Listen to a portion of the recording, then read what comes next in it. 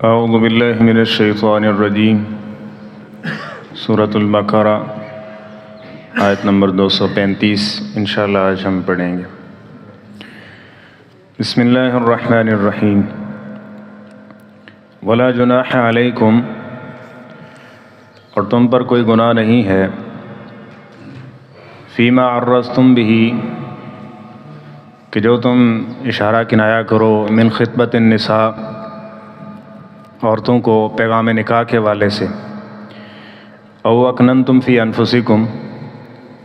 یا تم اس حوالے سے اپنے دل میں کوئی بات چھپاؤ۔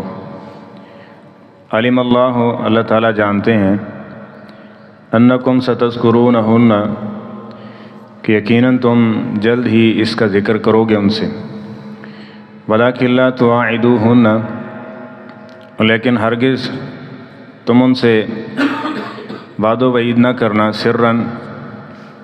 چھپ چھپا کر، الا ان تقولوا قولا معروفا، مگر یہ کہ تم کو معروف بھلی بات کہو، ولا تعزموا عقدۃ النکاح، اور نکاح کی گرہ پختہ مت کرو، حتی یبلغ الکتاب اجلہ، حتیٰ کہ مقرر کی ہوئی لکھی ہوئی مدت یا عدت پوری ہو جائے۔ وَاعْلَمُوا، اور خوب جان رکھو، ان اللہ یعلم، بے شک اللہ تعالیٰ جانتے ہیں، ما فی انفسکم، جو تمہارے دلوں میں ہے، فاحذروہ، پس تم اس سے ڈرو، وَاعْلَمُوا، اور خوب جان رکھو، ان اللہ غفور حلیم، بے شک اللہ تعالیٰ بخشنے والا اور بردبار ہے۔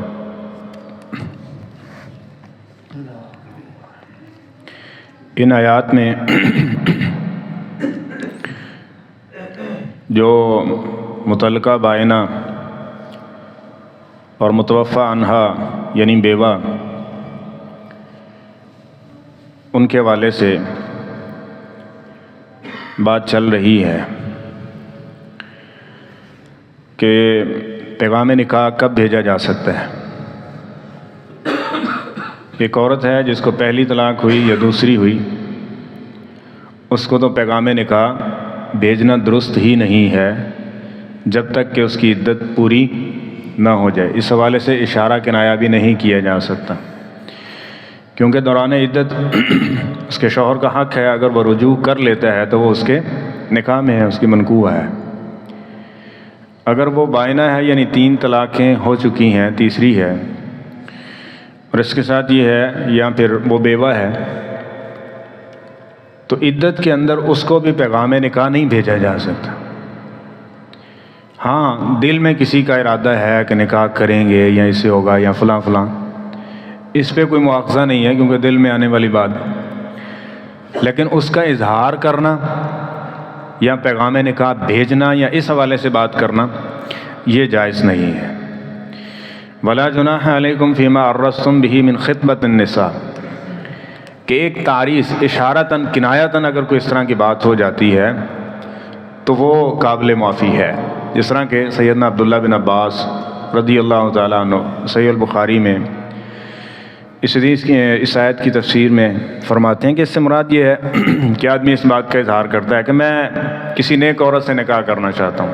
نہ وہ کسی عورت کو مینشن کرتا ہے، ٹھیک ہے، اور نہ ہی وہ خاص کو رجحان اس طرح سے ذکر کرتا ہے، ایک بس اپنی ایک خواہش کا اظہار کرتا ہے کہ میں ایک نکاح کا ارادہ رکھتا ہوں، اس حد تک کوئی گناہ نہیں ہے۔ اور جو عورت عدت میں ہوگی تب تک اس سے نکاح کے حوالے سے کوئی بات چیت نہیں کی جا سکتی، اور نہ ہی اس دورانیے کے اندر جب بات چیت نہیں کی جا سکتی تو نکاح شریف ہو سکتا ہے؟ نہیں ہو سکتا۔ تو فرمایا کہ علم اللہ انکم ستذکرونہن، اللہ تعالیٰ جانتے ہیں کہ تم جلد ہی اس کا ذکر کر دو گے، یعنی جیسے عدت اس کی پوری ہو رہی ہے یا تم اس کا اظہار کر دو گے، لیکن ولکن لا تواعدوہن سرًا، بیک ڈور رابطے نہیں ہونے چاہیے، مخفی چھپ چھپا کے کنیکٹنگ ہے، یہ چیز نہیں ہونی چاہیے۔ سری اور پاک دامنہ عورت کے حوالے سے یہ بات ذکر کی گئی ہے کہ اس کے ایسے مراسم نہیں ہوتے، اور نہ ہی وہ اس طرح کی باتیں اور اس طرح کی یہ چیزیں، اخلاق و رویہ اس میں پایا جاتا ہے، بلکہ نبی کریم صلی اللہ علیہ وسلم نے تعلیم دی ہے کہ اگر غیر محرم سے کوئی بات چیت ضروری، مثلاً کو گھر میں آ کے دروازہ کھٹکھٹایا ہے کہ پوچھا ہے، تو اس صورت میں بھی جس طرح ایک للچایا ہوا لہجہ ہوتا ہے، خوبصورت لہجہ ہوتا ہے، اس میں بھی وہ بات نہیں کرتی ہے۔ چہ جائے کہ وہ بیک ڈور رابطے ہوں یا چھپ چھپا کے لا تواعدوہن سرا، اس حد کو پار کرنا ہو تو یہ کسی محسنہ عورت کی خوبی نہیں ہو سکتی۔ تو الا ان تقولوا قولا معروفا، مگر یہ کہ کوئی معروف یا بھلی بات وہ اگر اس طرح ہو سکتی ہے، ہوتی ہے، تو اس کی گنجائش یا اس پہ کوئی گناہ نہیں ہے، مواخذہ نہیں ہے۔ ولا تعزموا عقدۃ النکاح، اور ہرگز تم نکاح کی گرہ کو پختہ مت کرو، حتیٰ یبلغ الکتاب اجلہ، یہاں تک کہ یہ مدت کیا ہو جائے، پوری ہو جائے۔ اس سے ایک اور بھی بات جو ہمارے ہاں پاک و ہند کی ایک رسم ہے نا، کہ بس اوقات کیا اکثر اوقات ہمارے معاشرے میں چل رہے ہیں، متعلقہ ہے، بیوہ ہے، اس کو لوگ گھٹیا یا کمتر سمجھتے ہیں۔ یہ اللہ تعالیٰ کے فیصلے ہیں بھائی، اللہ تعالیٰ نے اب یہ آزمائش کسی پر آئی ہے تو بجائے اس کا یہ ہمیشہ سے یاد رکھیں، کسی کی تکلیف آزمائش پہ دانت نہیں نکالے جاتے، اس پہ اس کو پریشان نہیں کیا جاتا، اس پہ اس کو تانے اور میڑے نہیں دیے جاتے۔ تمہارا اور اس کا رب ایک ہی ہے، ادھر کون ہو گیا تو ادھر کون ہونے میں دیر نہیں لگے گی۔ اس لیے اس موقع پہ وہ سنن ترمذی کی وہ دعا یاد رکھیں اور اس دعا کا اظہار کریں کہ جب کسی شخص کو کسی مصیبت میں دیکھیں، تکلیف میں دیکھیں، پریشانی میں دیکھیں یا کسی آزمائش میں دیکھیں تو کہیں الحمدللہ الذی عافانی مما ابتلاک بہ وفضلنی علی کثیر ممن خلق تفضیلا۔ اللہ تیرا شکر ہے کہ اس مشکل میں یہ جو شخص ہے یا عورت ہے، تو نے مجھے کیا کیا، اس سے محفوظ رکھا ہوا ہے۔ یہ تیرا فضل اور تیرا شکر ہے، تو نے بہت سارے لوگوں میں سے مجھے فضیلت دے رکھی ہے۔ چہ جائے کہ بندہ اس کے بارے میں کوئی اپنی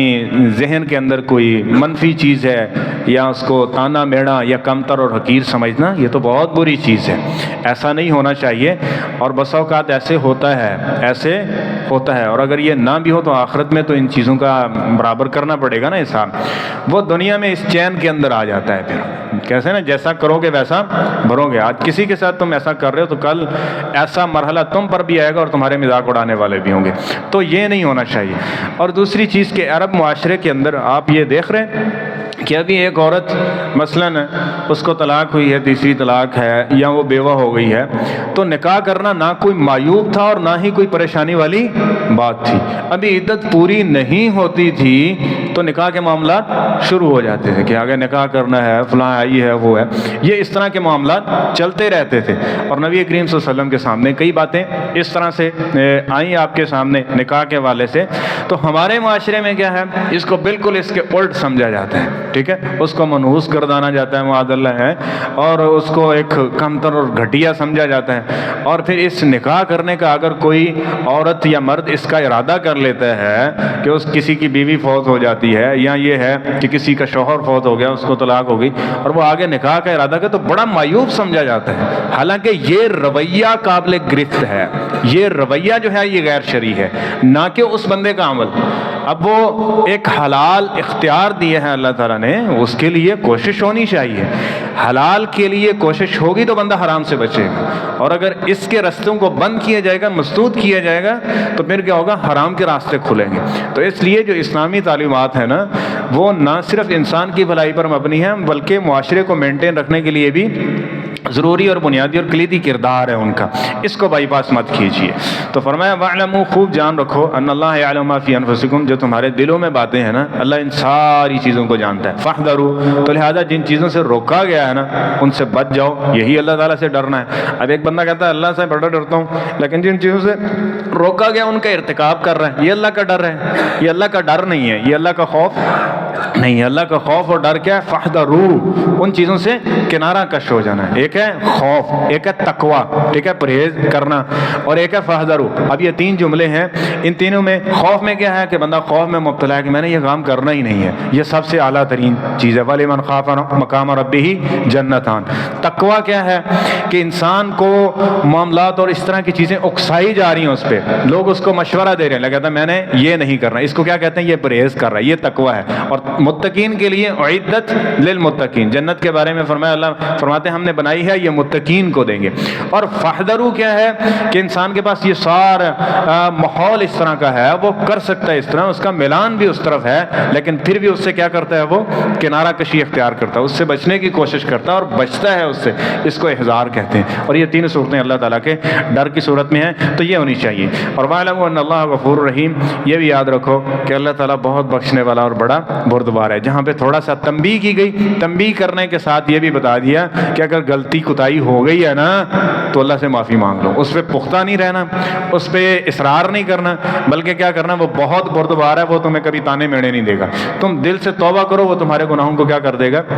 معاف کر دے گا۔ اللہ تعالیٰ ہمارے معاشرے پہ بھی رحم فرمائے اور ہمیں قرآن و سنت کے مطابق ہمیشہ عمل پیرا رہنے کی توفیق نصیب فرمائے۔